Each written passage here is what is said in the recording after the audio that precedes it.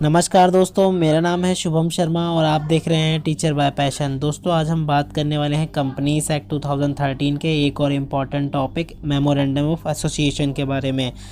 जैसा कि आप देख रहे हैं यहाँ पे मेमोरेंडम ऑफ एसोसिएशन, ये एक हमारे कंपनी लॉ का एक बहुत इंपॉर्टेंट टॉपिक है। तो इस क्लास में हम केवल एमओए को डिस्कस करेंगे, नेक्स्ट क्लास में हम ऑल्टरेशन ऑफ एमओए डिस्कस करेंगे। So without wasting of time, let's get started. And before starting our discussion, let me tell you some important point about my chapter, that mode of language will be both in Hindi and English for better understanding of concept। हम दोनों ही तरह की भाषाओं का use करेंगे ताकि मैं अपनी बात को आसानी से समझा पाऊँ और आप मेरी बात को आसानी से समझ पाए। And all these slides are written by me, not copying from anywhere. जितनी भी स्लाइड्स आप इसके अंदर देख रहे हैं, ये सारी की सारी मैंने ही लिखी है, कहीं से कॉपी नहीं की गई। Images use in these slides are free from copyrights. सारी की सारी इमेजेस कॉपीराइट फ्री हैं। So let's move forward towards our main discussion and take a look of memorandum of association. So देखिए, यहाँ पे किसी भी कंपनी के अंदर दो तरह के मेन डॉक्यूमेंट्स होते हैं। एक होता है मेमोरेंडम ऑफ एसोसिएशन, एक होता है article of association. Article of association के बारे में आपको फर्दर फ्यूचर में वीडियो मिल जाएगी। आज हम बात करते हैं मेमोरेंडम ऑफ एसोसिएशन के बारे में। मेमोरेंडम ऑफ एसोसिएशन को मैंने बहुत आसानी से समझने के लिए मैंने इसको बोला है कि आई कार्ड। जैसे किसी भी पर्सन का, किसी स्टूडेंट का, किसी एम्प्लॉय का आई कार्ड होता है, इसी तरह से जो मेमोरेंडम ऑफ एसोसिएशन है वो भी कंपनी का एक आई कार्ड के रूप में आप समझ सकते हैं। तो इसको आसानी से समझने के लिए अभी आप अपने माइंड में बिठा लीजिए कि कंपनी का आई कार्ड को हम मेमोरेंडम ऑफ एसोसिएशन कहते हैं। अभी हम जानेंगे कि इसको ऐसा क्यों कहते हैं। आर्टिकल ऑफ एसोसिएशन को हम रूल बुक कहते हैं। जैसे किसी एक स्कूल में स्टूडेंट का आई कार्ड होता है जिस पे उसका नाम, पता और क्लास लिखी होती है, और स्कूल के अंदर एक रूल बुक होता है जिसको पूरी कंपनी को, यानी कि पूरे स्टूडेंट्स में, जितने स्कूल में जितने स्टूडेंट्स हैं उनको फॉलो करना पड़ता है रूल बुक को। तो इसी तरह से कंपनी की भी एक रूल बुक होती है जिसे हम आर्टिकल ऑफ एसोसिएशन कहते हैं। तो चलिए फटाफट से अब आगे बढ़ते हैं अपने कॉन्सेप्ट की तरफ। देखिए, मेमोरेंडम ऑफ एसोसिएशन जो कंपनीज एक्ट 2013 है, उसका जो सेक्शन नंबर 4 है, सेक्शन नंबर 4 के अंदर इसके अंदर बताया गया है कि क्या क्या कंपोनेंट्स होते हैं आपके मेमोरेंडम ऑफ एसोसिएशन में। मींस क्या क्या चीज़ें आपको मेमोरेंडम में देखने को मिलती है, ये सेक्शन 4 कहता है। लेकिन अगर सेक्शन 256 के बारे में बात करें, जो की बात करता है डेफिनेशन के बारे में, definition of memorandum of association के बारे में, तो उसके अंदर कुछ नहीं लिखा, बस केवल जो मेमोरेंडम क्यों इम्पॉर्टेंट है उसी चीज़ को वहाँ डिस्कस कर दिया गया और यही हमारी डेफिनेशन बन गई। तो ज़रा फटाफट से देख लेते हैं कि ये इम्पॉर्टेंट क्यों है किसी भी कंपनी के लिए, और किसी भी कंपनी के लिए इसकी इम्पोर्टेंस क्यों बढ़ जाती है। देखिए, सबसे पहले अगर मैं बता दूं, इसकी इम्पोर्टेंस इसलिए है क्योंकि जब भी आप कोई कंपनी रजिस्टर कराने जाएं तो सबसे पहले इसी डॉक्यूमेंट्स की डिमांड होती है। तो first step in information of company, यानी कि पहला फॉर्मेशन ऑफ कंपनी के फॉर्मेशन यानी उसके गठन के लिए, उसको बनाने के लिए सबसे पहला जो डॉक्यूमेंट्स की ज़रूरत पड़ती है वो इसी की ज़रूरत पड़ती है। और उसके बाद most important documents to be filed with ROC के पास फाइल होने वाला सबसे इंपॉर्टेंट डॉक्यूमेंट्स है ये, यानी कि आरओसी जो रजिस्ट्रार ऑफ कंपनी है, एक वो पर्सन जो कंपनी को रजिस्ट्रेशन करता है, वो सबसे पहले आपसे इसी चीज़ की डिमांड करेगा। और it's contain the fundamental condition on which company is to be incorporated. मतलब इसके अंदर हर वो बात लिखी होती है जिनके बेसिस पे कंपनी बनने जा रही है, यानी कंपनी फ्यूचर में क्या काम करेगी, कितनी कैपिटल के साथ, कितनी लायबिलिटी के साथ, कैसे कैसे ये वर्क करना है। तो बहरहाल हम समझ चुके हैं कि मेमोरेंडम के अंदर क्या क्यों इंपॉर्टेंट है, और ज़रा फटाफट से देख लेते हैं। देखिए, अभी मैंने आपको बताया कि कंपनी का आई कार्ड को हम मेमोरेंडम कहते हैं, यानी कि मेमोरेंडम कंपनी का आई कार्ड होता है। आप समझते हैं मैंने ऐसा क्यों कहा। जैसे किसी स्कूल के अंदर हर एक स्टूडेंट का एक स्पेसिफिक आई कार्ड होता है, यानी आई कार्ड में उसके बारे में लिखा होता है, नाम, क्लास, सेक्शन और उसके घर का एड्रेस। इसी तरह से कॉर्पोरेट वर्ल्ड भी एक स्कूल की तरह है जहाँ पर हर एक कंपनी का एक स्पेसिफिक नाम, एक आई कार्ड होता है जिसको हम मेमोरेंडम ऑफ एसोसिएशन बोलते हैं। तो आसानी से समझने के लिए मैंने MOA बोल दिया उसे, मेमोरेंडम ऑफ एसोसिएशन को आई कार्ड का नाम दे दिया मैंने। तो देखिए, जैसे कि तो टू अंडरस्टैंड ईजिली मैंने यहाँ पे लिख भी रखा है, टू अंडरस्टैंड ईजिली, आसानी से समझने के लिए मैंने आपको बता दिया कि आप कंपनी का मेमोरेंडम ऑफ एसोसिएशन को क्या कह सकते हैं, आई कार्ड कह सकते हैं, और जिसके अंदर निम्नलिखित बातें यानी कि फॉलोइंग इन्फॉर्मेशंस दी हुई होती हैं। जैसे कि आई कार्ड को अगर आप देखेंगे, नेम, पता और क्या, कौन सी सेक्शन है, क्या काम कर, क्या मतलब कौन सी क्लास में पढ़ रहा है, और वो किस घर, क्या उसका एड्रेस है, तो ये सारी चीज़ें लिखी होती है। इसी तरह से कंपनी के मेमोरेंडम में भी देखिए नेम क्लॉज यानी कंपनी का नाम क्या है या क्या होने वाला है। रजिस्टर्ड ऑफिस क्लॉज यानी कंपनी का पता क्या है, कहाँ पे कंपनी खुलने वाली है। या ऑब्जेक्ट क्लॉज कंपनी किस लिए क्या काम करने के लिए बनने जा रही है।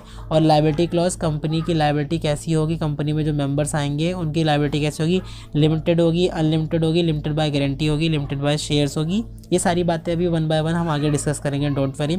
एंड कैपिटल क्लॉज कंपनी कितने रुपए से बनने वाली है, यानी कंपनी के अगर आप कह सकते हैं मजाक के तौर पे कंपनी की सैलरी कितनी है। तो कैपिटल क्लॉज के अंदर ये सारी बातें लिखी होती है। तो चलिए वन बाय वन हम स्टडी करते हैं। और ये मैं आपको बता दूं, road map of study. Road map of study का मतलब हो गया कि हम किस तरह से वन बाय वन पढ़ने वाले हैं।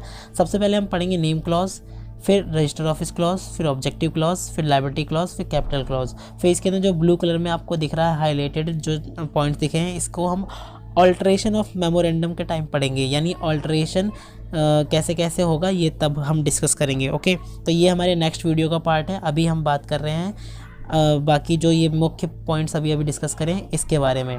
तो चलिए वन बाय वन डिस्कस करते हैं। सबसे पहले ओवरव्यू देख लें पूरे चैप्टर का।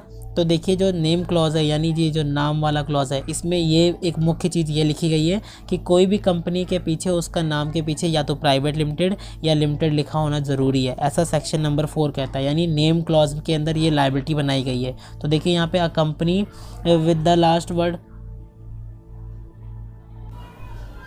तो किसी भी कंपनी के अंदर उसका नाम, उसके नाम के पीछे प्राइवेट लिमिटेड या लिमिटेड लगना ज़रूरी है। अब ये कब होगा, अगर पब्लिक कंपनी होगी तो लिमिटेड उसके नाम के पीछे लगना ज़रूरी है, और अगर प्राइवेट कंपनी होगी तो उसके नाम के पीछे प्राइवेट लिमिटेड लगना ज़रूरी है। और ये वाला जो रूल है लिमिटेड लगाना, प्राइवेट लिमिटेड लगाना, ये सेक्शन 8 कंपनीज़ पे अप्लाई नहीं होती। आपको ध्यान होगा सेक्शन 8 कंपनियां ऐसी कंपनियां होती हैं जिनका मोटिव प्रॉफिट कमाना नहीं होता, यानी कि वो एनजीओ वाली कंपनी होती है। उनके नाम के पीछे फाउंडेशन, एनजीओ इस तरह का कुछ लिखा होता है। और जो सेकंड हमने पढ़ा था रजिस्टर्ड ऑफिस क्लॉज, इसमें क्या होता है, इसमें सर सिंपल सी बात है कि आपको वो उस राज्य का नाम देना होता है, उस स्टेट का नाम देना होता है जहाँ पे आपकी कंपनी खुलने वाली है। एंड थर्ड हमने पढ़ा था ऑब्जेक्ट क्लॉज, यानी कि इसमें ये बताना होता है कि आप क्या क्या काम करने वाले हैं, बस केवल यही चीज़ बतानी होती है। तो ये सी के अंदर ये पॉइंट है।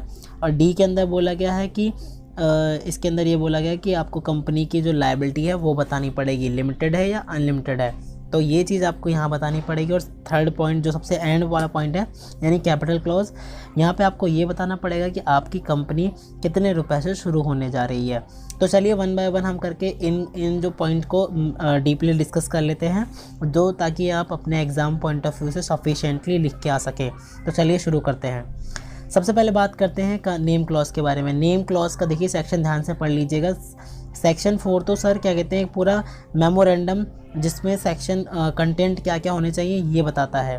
तो जिसके अंदर उसका पहला सब सेक्शन और क्लॉज ए जो बात करता है का नाम कैसा होना चाहिए एक्चुअल में, तो कंपनी का नाम होना चाहिए। यहाँ पे ये बताया गया है कि अगर कोई कंपनी का नाम, अगर आप चाहते हैं किसी कंपनी का नाम रखना या कोई कंपनी खोलने जा रहे हैं, तो आपको एक एप्लीकेशन देनी पड़ेगी ROC को, रजिस्ट्रार ऑफ कंपनी को। तो जिसमें आपको एप्लीकेशन देनी होगी, और एप्लीकेशन कैसी होनी चाहिए वो, और एप्लीकेशन में जो नाम दिया होना चाहिए, जो नाम दिया है आपने एक पेपर पे एक रिक्वेस्ट करेंगे और एक वो एप्लीकेशन पे नाम लिख के देंगे कंपनीज़ का, और वो कंपनी का नाम कैसा नहीं होना चाहिए, किसी कंपनी से मिलता जुलता नहीं होना चाहिए और किसी से रिजेंबल यानी एकदम बिल्कुल वैसा ना लगे, यानी आपका नाम डिफरेंट होना चाहिए कंपनी का नाम।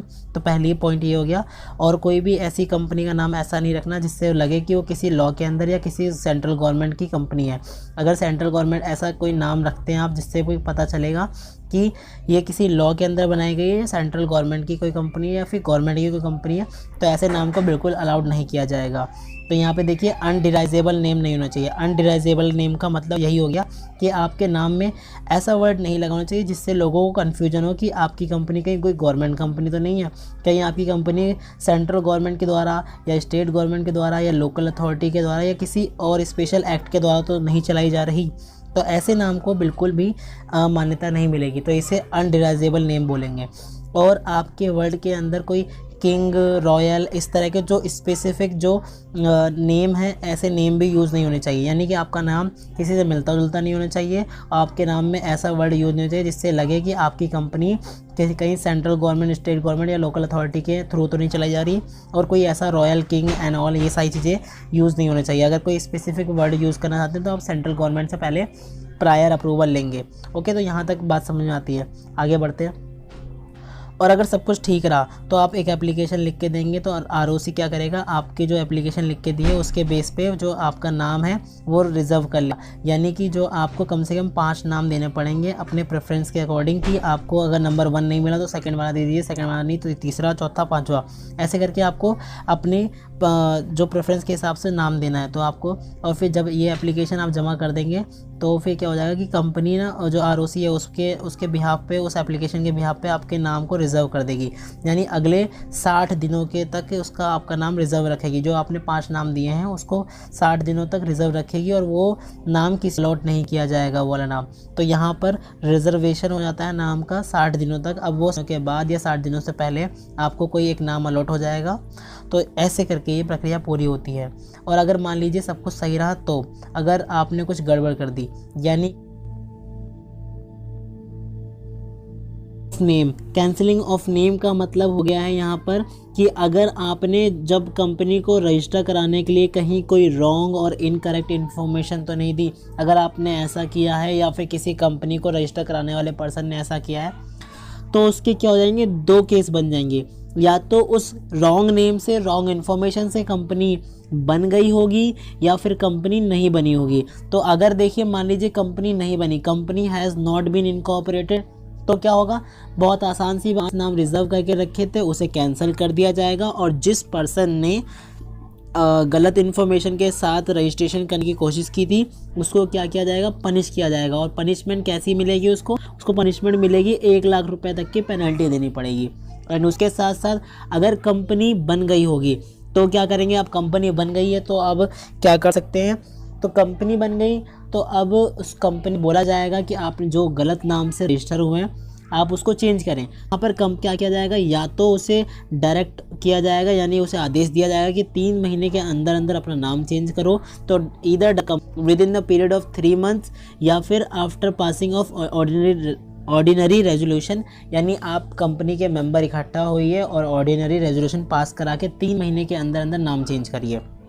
या फिर अगर लगा ज़्यादा कुछ बड़ा केस कर दिया, यानी कि ज़्यादा ही कुछ सीरियस दिया, तो उस कंपनी जो आरओसी है वो डिसीजन ले सकती है कि भाई आपका नाम हटेंगे हम रजिस्टर, कंपनी के रजिस्टर के नाम से, और आपकी जो कंपनी है वो पूरी बंद की जाएगी, यानी वाइंड अप किया जाएगा। तो यहाँ तक का जो पूरा प्रोसेस था ये कहलाता है आपका नेम क्लॉज, यानी कंपनी का नाम कैसा होना चाहिए। और फिर उसके बाद अगर अनडिराइजेबल नेम नहीं होना चाहिए, उसके बाद आप जब एप्लीकेशन देते हो तो आपके नाम रिजर्व हो जाता है 60 डेज़ के लिए। और अगर आपने कंपनी को इन्फॉर्मेशन रजिस्टर कराने के लिए गलत इन्फॉर्मेशन दी है तो आपके साथ क्या क्या हो सकता है, ये सारी चीज़ें हमने डिस्कस की थी। तो चलिए आगे बढ़ते हैं। अब बढ़ते हैं रजिस्टर ऑफिस क्लॉज। जो रजिस्टर्ड ऑफिस क्लॉज, देखिए जो हमने सेकंड पॉइंट पढ़ा था कि कंपनी के जो आई कार्ड पे उसका ऑफिस का एड्रेस भी होता है, तो बस ये क्लॉज इतना कहता है कि जो कंपनी के जो एमओए है उसके अंदर कंपनी किस जगह पे स्थापित यानी कि बनने चाहिए उस जगह के होना चाहिए। Is mention where the registered office to be situated, तो जहाँ पर कंपनी का जो रजिस्टर्ड ऑफिस है वो होना चाहिए मेमोरेंडम में। ऑब्जेक्टिव क्लॉज, ये बहुत ही इंपॉर्टेंट क्लॉज है। तो इसके अंदर क्या होता है, cover the object for which company is to be proposed to be incorporated any matter considered is necessary to furtherance thereof, यानी इसके अंदर सारी वो चीज़ें, छोटी चीज़ें लिखी जानी चाहिए जिसके लिए कंपनी बनने जा रही है। अगर इसके अलावा कंपनी कोई काम करते अंदर क्या जाता है, आगे हम डिस्कस करेंगे अल्ट्रा वायरस क्या होता है। बहरहाल आप ये बस केवल इतना समझ लीजिए कि ऑब्जेक्टिव क्लॉज के अंदर एक ऐसी चीज़ होती है, मतलब एक आपको पूरी की पूरी A to Z आपको डिटेल देंगी कि आप क्या काम करने जा रहे हैं एक्चुअल में। तो यहाँ पर सारी चीज़ें मेंशन होनी चाहिए। ओके, चलिए आगे बढ़ते हैं। लायबिलिटी क्लॉज के अंदर देखिए, लायबिलिटी क्लॉज के अंदर सिंपल सी बात है, कंपनी को बताना पड़ेगा कि कंपनी की लायबिलिटी ऑफ मेंबर लायबिलिटी क्या होगी, लिमिटेड होगी या अनलिमिटेड होगी। अनलिमिटेड होगी इतना पैसा कंपनी अगर लायबिलिटी है शादी चुकाते रहो तो अनलिमिटेड की कोई सीमा नहीं है। लेकिन अगर लिमिटेड है कंपनी लायबिलिटी तो भाई लिमिटेड किस बेसिस पे है, यानी किस बेस पे आप लिमिटेड कह रहे हो, यानी दो बेसिस हैं इसके, लिमिटेड बाय शेयर्स हैं या लिमिटेड बाय गारंटी है। अब दोनों में क्या डिफरेंस, लिमिटेड बाय शेयर्स ही होती है या फिर लिमिटेड बाय गारंटी। तो देखिए लिमिटेड बाय शेयर्स का मतलब ये हो गया कि मान लीजिए अगर कंपनी का शेयर 10 रुपये का है और किसी शेयर होल्डर ने केवल 8 रुपये पे करे हैं, तो उस केस में क्या होगा, कंपनी इन फ्यूचर 2 रुपये की डिमांड कर सकती है। यानी कि कंपनी जो मेंबर है उसकी लायबिलिटी बस कितनी है, जितने रुपए का शेयर्स है उतने रुपए की लायबिलिटी है, और जितने रुपए का शेयर्स है और लेकिन जिसने जितना उतना पे कर दिया, यानी 10 रुपये का शेयर था 8 रुपये पे कर दिया, तो बचे हुए रुपए की लायबिलिटी है बस मेंबर की, इससे ज़्यादा की नहीं है। ज़रा एक बार पढ़ लेते हैं।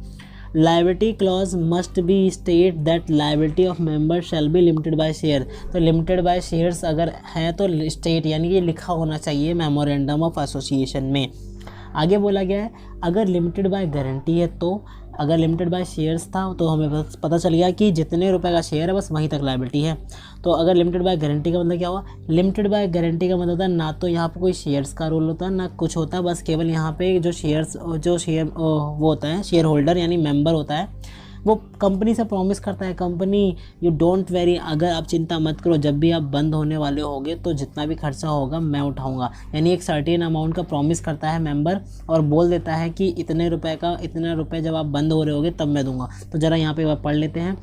अमाउंट आउट यानी कि अमाउंट उस अमाउंट तक की लायबिलिटी होती है जितना वो एक हर मेंबर कंट्रीब्यूट करने का प्रॉमिस करता है to assets and company the event of the being wound up while he is a member of or ceases to be, यानी कि उसके जब कंपनी बंद हो रही है तो उसके मेंबर होने पर या एक साल के अंदर, जब अगर मान लीजिए वो मेंबर नहीं रहता उसके 1 साल के अंदर भी अगर कंपनी बंद होती है तो उससे उतने रुपये डिमांड की जाएगी जितने की प्रॉमिस उसने मेमोरेंडम ऑफ एसोसिएशन में बोला था।